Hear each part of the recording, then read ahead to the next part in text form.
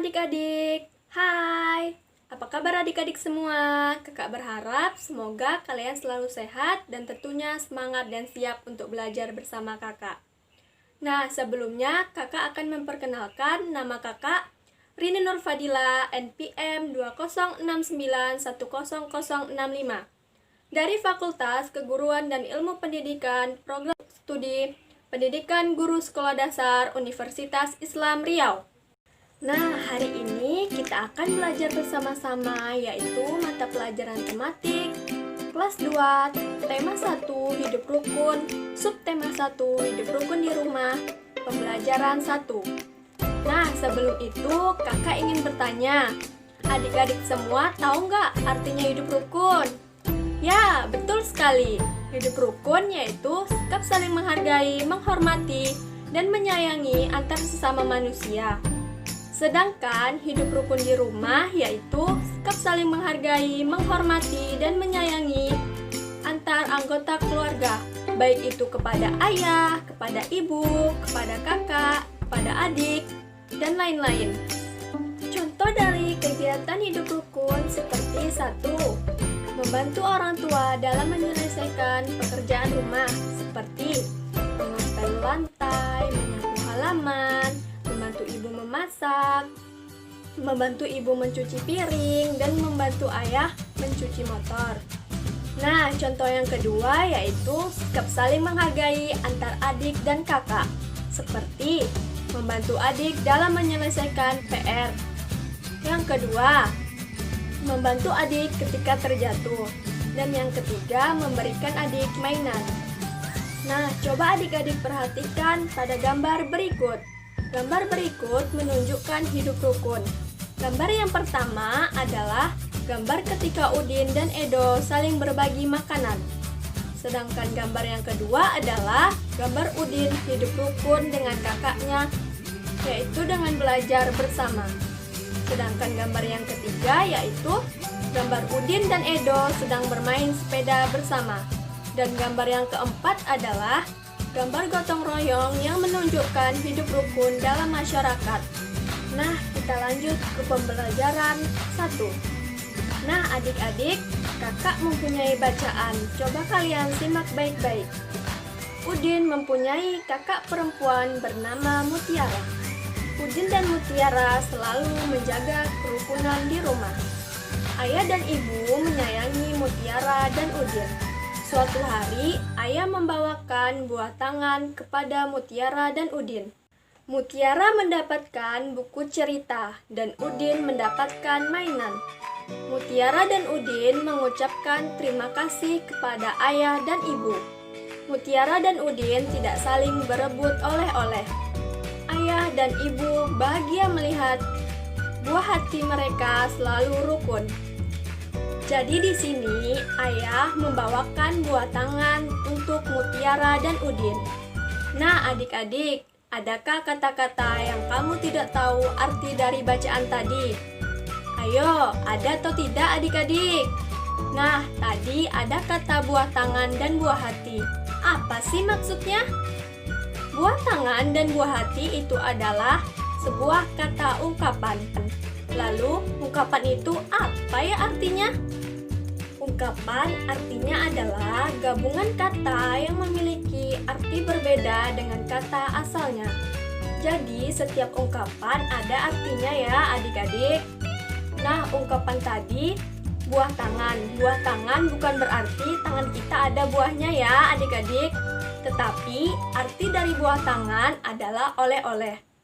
Lalu ada kata buah hati.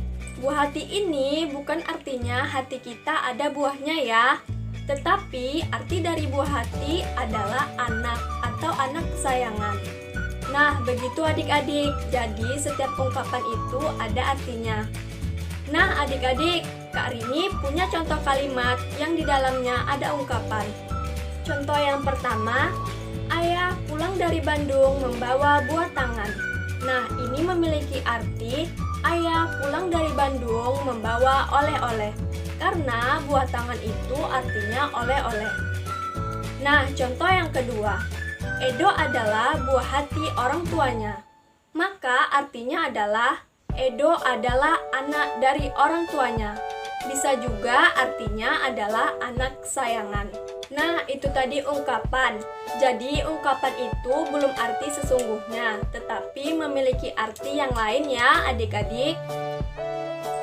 Nah, coba adik-adik simak tabel berikut ini. Kalian bisa mempelajari beberapa ungkapan seperti pada tabel berikut. Lalu, Mutiara menyimpan buku hadiah dari ayahnya di rak buku. Perhatikan susunan buku di dalam rak. Buku-buku tersebut tersusun rapi. Berapa banyak buku di dalam rak tersebut?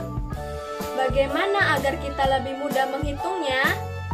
Lalu, Udin bersama Mutiara mengelompokkan buku-buku tersebut. Tiap-tiap kelompok berisi 10 buku. Nah, satu kelompok sama dengan 1 puluhan. Kalau 50-an sama dengan 50. Jadi, satu kelompok itu isinya 10 buku atau 1 puluhan. Kalau ada 5 tumpuk buku, maka akan ada 50. Nah, di sini Kak Rini punya 50 yang Mutiara dan Udin susun. Satu susunan itu jumlahnya 10. Kalau 5 susunan buku, maka jumlahnya 50. Nah, ini jumlah buku Mutiara ada 50. Lalu ditambah lagi ada susunan yang jumlahnya hanya 7. Maka banyak buku tersebut ada 57. Buku-buku di dalam rak dikelompokkan sebagai berikut. Nah, ada 10 kelompok bernilai 100. Nah, 10 kelompok ini bisa diganti dengan satu kubus ratusan. Coba adik-adik perhatikan contoh berikut. Ada 4 kubus ratusan bernilai 400. 5 kubus puluhan bernilai 50. 4 satuan bernilai 4, sehingga jumlahnya menjadi 454. Lalu kita akan belajar membaca bilangan. Kak Rini punya bilangan 165. Kita bisa baca 165. Itu salah ya adik-adik. Cara membacanya, angka 1 di sini menempati ratusan, angka 6 menempati puluhan, dan angka 5 menempati satuan. Maka dibaca 1 adalah ratusan, jadi menjadi 100. 6 itu puluhan, maka dibaca 60. Dan 5 karena satuan, maka dibaca 5. Jadi, dibacanya yaitu 165. Berikutnya ya, angka 206. Apakah seperti itu membacanya? Tidak ya adik-adik. Angka berapa yang menempati ratusan? Ya, angka 2. Lalu puluhannya, adakah puluhannya? Puluhannya angka 0 di situ. Lalu satuannya angka 6. Lalu bagaimana cara membacanya? Cara membacanya seperti ini. 206. Karena di sini puluhannya 0, maka tidak dibaca. Selanjutnya, kita akan belajar menulis bilangan. Ada bilangan di sini 300. Maka ditulisnya kalau 300 berarti ada 3 angka. 3 kita tempatkan di depan sendiri. 100 berarti nolnya ada 2. Berarti kalau 300 cara menulisnya seperti ini. Soal berikutnya yaitu 506.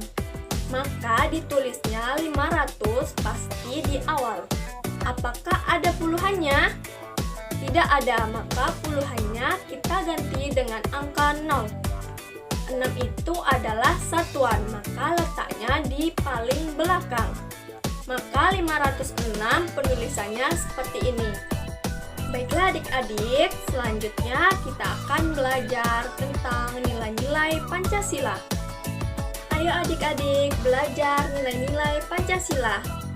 Kakak ingin bertanya, adik-adik tahu tidak apa itu Pancasila? Ya, benar. Pancasila adalah dasar negara Indonesia. Pancasila mengandung nilai yaitu ketuhanan, kemanusiaan, persatuan, kerakyatan, dan keadilan, Sila pertama mengandung nilai ketuhanan.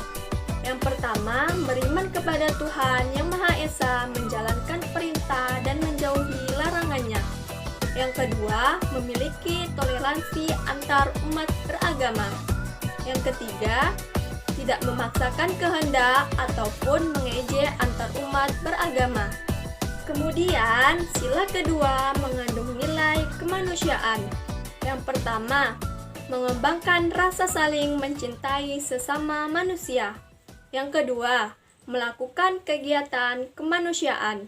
Yang ketiga, berani menegakkan kebenaran dan keadilan. Yang keempat, menjauhi rasialisme. Sila ketiga mengandung nilai persatuan. Yang pertama, menerapkan sikap tanah air. Yang kedua, rela berkorban demi bangsa dan negara. Yang ketiga, memajukan pergaulan demi persatuan dan kesatuan bangsa yang berbhinneka tunggal ika. Contoh sila ketiga seperti upacara bendera, cinta tanah air, rela berkorban dan memajukan pergaulan demi persatuan. Sila keempat mengandung nilai kerakyatan.